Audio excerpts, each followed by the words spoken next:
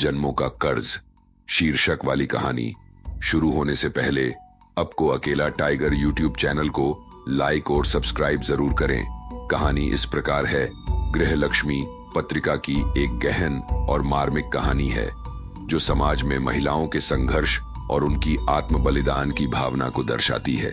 इस कहानी में पारिवारिक मूल्य, परंपराएं और एक महिला की त्यागमयी भावना को खूबसूरती से चित्रित किया गया है। सविता कहानी की मुख्य पात्र, एक आदर्श गृहिणी और समर्पित पत्नी। रमेश सविता का पति जो एक समझदार और जिम्मेदार व्यक्ति है।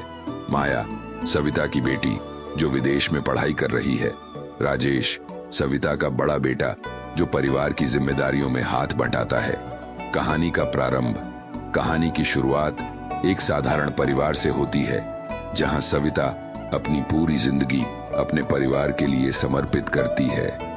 सविता का पूरा दिन अपने घर की देखभाल, बच्चों की पढ़ाई और उनके भविष्य की चिंताओं में बीतता है। वह एक आदर्श गृहिणी है जिसने अपनी सारी इच्छाओं और सपनों को अपने परिवार की खुशियों के लिए तिलांजलि दे दी है। पारिवारिक संबंध, सविता और रमेश के बीच का संबंध बहुत गहरा है। दोनों एक दूसरे के सुख दुख के साथी हैं। उनके बच्चे भी उन्हें आदर और प्रेम से देखते हैं। परिवार में आपसी समझ और समर्थन का माहौल है जो किसी भी भारतीय परिवार की पहचान है। त्याग और समर्पण, सविता का जीवन त्याग और समर्पण का प्रतीक है। उसने अपने सपनों को अपने परिवार की खुशियों के लिए त्याग दिया, चाहे वह अपने बच्चों की पढ़ाई का सवाल हो या घर के कामों की बात। सविता हमेशा अपने कर्तव्यों को प्राथमिकता देती है। नारी शक्ति का प्रतीक, सविता न केवल अपने परिवार का ध्यान रखती है बल्कि समाज में महिलाओं के संघर्षों का भी प्रतिनिधित्व करती है। वह एक ऐसी महिला है जो अपने परिवार की खुशियों के लिए हर चुनौती का सामना करने को तैयार है।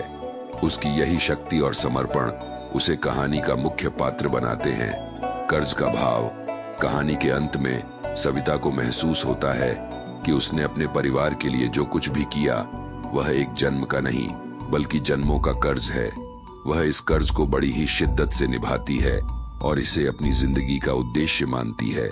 संवेदनशीलता और अंत, कहानी का अंत एक संवेदनशील मोड़ पर होता है जहां सविता अपने जीवन के संघर्षों को स्वीकार करती है और इसे अपने परिवार की खुशियों का हिस्सा मानती है।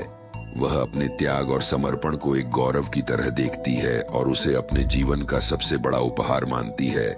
संदेश और निष्कर्ष, जन्मों का कर्ज। कहानी एक गहरी संवेदनशीलता से भरी है जो पाठकों को सोचने पर मजबूर करती है। यह कहानी न केवल परिवार के महत्व को समझाती है बल्कि एक महिला की उस असीम शक्ति और धैर्य को भी प्रदर्शित करती है जो वह अपने परिवार के लिए दिखाती है। सविता का त्याग और समर्पण हमें यह सिखाता है कि सच्चा सुख और संतोष हमेशा अपने कर्तव्यों को निभाने में है।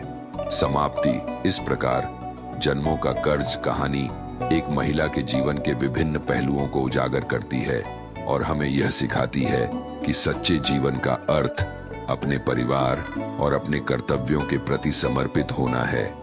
यह कहानी न केवल एक महिला के त्याग और समर्पण की गाथा है बल्कि एक प्रेरणा है उन सभी के लिए जो अपने जीवन में संतोष और शांति की तलाश में हैं।